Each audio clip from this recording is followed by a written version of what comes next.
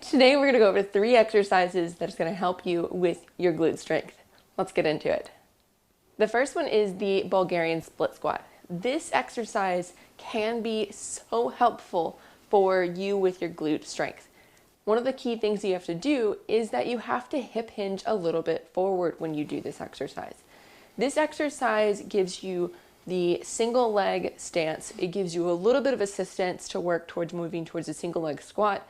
As you're doing this exercise, make sure that your knee is not coming too far over the front of your toes. It can come a little bit, but don't have it go too far. Also, make sure that it's not diving inwards. Part of what your glute does is it externally rotates your leg. It externally rotates your femur at your hip. Another thing it does is it extends your hip. This is your glute max, by the way. And that's the one that's going to be mainly targeted by this exercise. Your glute med works a little bit in this exercise because you're standing on one leg. That's when your glute med works the best, is that whenever it's having to balance from one side to the other side, aka sporting you when you're on one leg. So this exercise gets all of those things in one single thing. It also works with some of your balance because you have to coordinate it with your back leg up onto like a couch or a box or something of that sort. And you're moving and pushing more so with your front.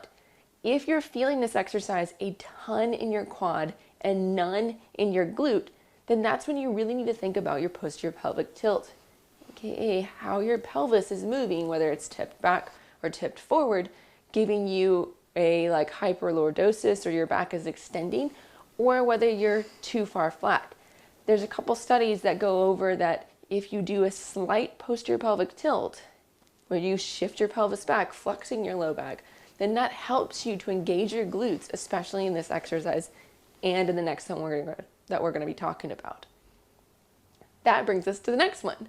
The next exercise is a bridge. Now, there's so many different variations of a bridge. You can do it where your back is supported up. You can do it where your back is down on the floor with your legs. You can do a single leg. You can do a cross leg. So many different options of bridges. For this one, I want you to do a single leg bridge. This is, again, targeting one side. So if you have a weaker side, it can't compensate for the other side. And then you're going to drive that heel down into the ground. Again, making sure that you had a little bit of posterior pelvic tilt to your pelvis, to your low back. So you make sure you're engaging your core that way. And you're going to drive up with your hips. Again, this isn't a low back exercise. So if you feel it in your back, then you're not using your posterior pelvic tilt. You're not using your core, the front part, your abdominal muscles, as much as you need to make sure that you can actually get that glute activation, that glute press with it. This is a simple yet complicated exercise in the fact that you can easily do it wrong and it can easily look just like the other ones, but you're not getting the same benefit. Shift that pelvis back, drive with the heel downwards, don't press it outwards, and bring those hips up. Last but not least, I love to do a standing hip hinge where you're holding that and then you're going to reach a leg out. Again, this is focusing on 2 different ways to use your glutes. One is the stance leg. This is a leg that uses more of your glute med and also your glute max. Glute med because you're standing on one leg. It has to make sure that you keep your hips balanced and level. It also has to make sure that you're not going to fall over. So it gets a little bit of ankle too as a side benefit.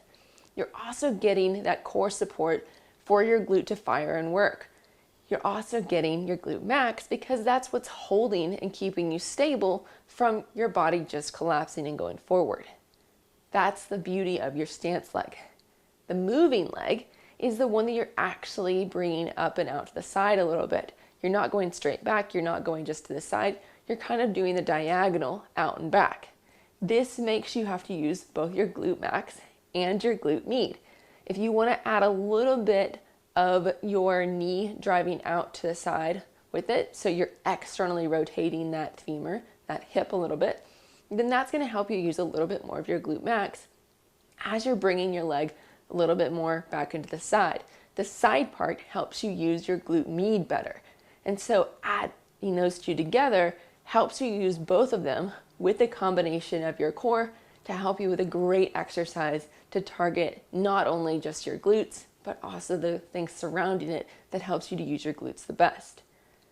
These exercises are all part of some of my programs that I have online. Check out the Ride Life team. It's for women mountain bikers to help you ride stronger and better. Check it out in the link below. Also check out, I have a 5 exercise workout that you can do. It's simple, easy to the point, that you can combine a lot of different areas for a short workout. I hope that you enjoyed this. If you have a favorite glute exercise that you would like to see demoed a little bit better or have questions about, pop it in the comments below, and I hope you have a great, great day.